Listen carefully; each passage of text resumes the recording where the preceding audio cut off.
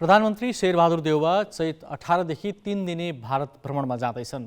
पाँचौं पटक प्रधानमन्त्री बनेपछि पहिलो पटक हुन लागेको देउवाको भारत भ्रमणका एजेन्डा के हुन् भनेर सार्वजनिक गरिएको छैन।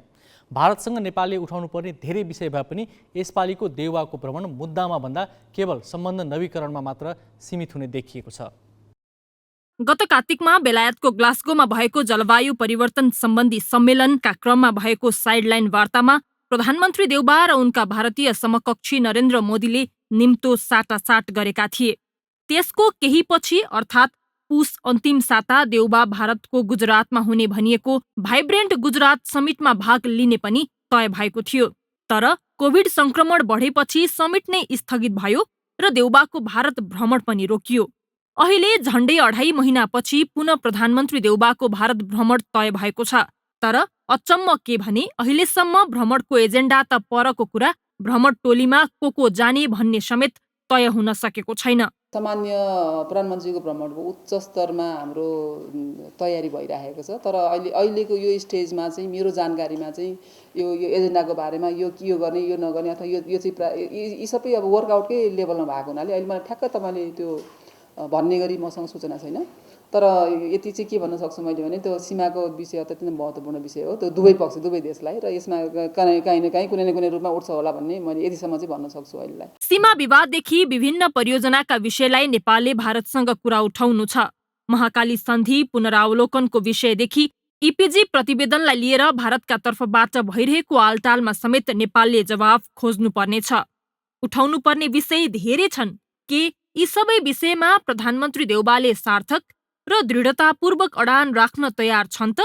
यो अवसरमा हामीले आफ्नो कूटनीतिक चातुर्यता, कौशल, परिपक्वता देखाउनुपर्छ। भारतसँग हाम्रा आउटस्ट्यान्डिङ धेरै किसिमका समस्याहरू रहेका छन्। जस्तै अब सीमाको विवाद निकै नराम्रोसँग बल्झिएर रहेको छ। त्यस्तै पानीको सदुपयोगको कुराहरू छ।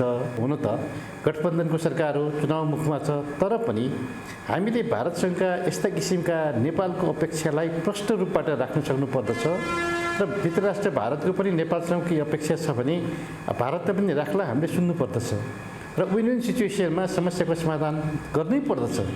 पछिल्लो समय काङ्ग्रेस नेतृत्वमा गठबन्धन सरकार बनेदेखि भारतले नेपालमा खासै असहज महसुस गरेको छैन र नेपालले भारतलाई नचिड्याउन धेरै उपाय अपनाइरहेको देखिन्छ। चीनका विदेश मन्त्री नेपाल भ्रमणमा आउँदा BRI लगायतका विषयलाई सरकारले प्राथमिकता नदिनु पनि भारतका लागि सुखद पक्ष नै हो। अझ नेपालका हरेक राजनैतिक घटनाक्रममा प्रत्यक्ष परोक्ष चासो दिने भारतमा निर्वाचनको सम्मुख भ्रमण गर्न पुग्नु कति उचित हो, यो अर्को प्रश्न छ। अरू छिमेकीहरू या शक्ति केन्द्रका व्यक्तिहरू आएका छन्, नेपालमा चासो देखाएका छन्। अब हाम्रो निकट छिमेकीसँगको संवाद चाहिँ त्यहाँ कता कता लुकेको या नदेखिएको अवस्था छ। त्यसलाई त्यही उद्देश्य परिपूर्ति गर्न र समाजलाई नयाँ चाहिँ इम्पेटस दिनको लागि त्यो उद्देश्य राखेर भएको भन्ने लाग्छ। अमेरिका र उत्तरी छिमेकी चीनका तर्फबाट बढिरहेको चासोका बीच देउबाले पहिलो औपचारिक भ्रमणका लागि भारत रोजेका छन्।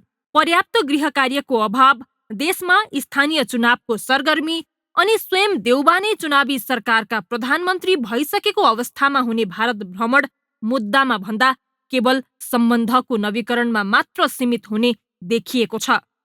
लिम्पियाधुरा, लिपुलेक लगायतका क्षेत्रमा भारतका तर्फबाट भएको सीमा अतिक्रमणदेखि पञ्चेश्वर परियोजनालाई गति दिने विषय, नेपाल सरकारले भारत सामु राख्नुपर्ने धेरै विषयहरू छन्।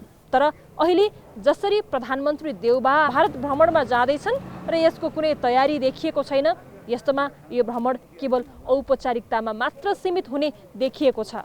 क्यामेरामा जय तामाङका साथमा सृजना घिमिरे, ग्यालेक्सी 4K, काठमाडौँ।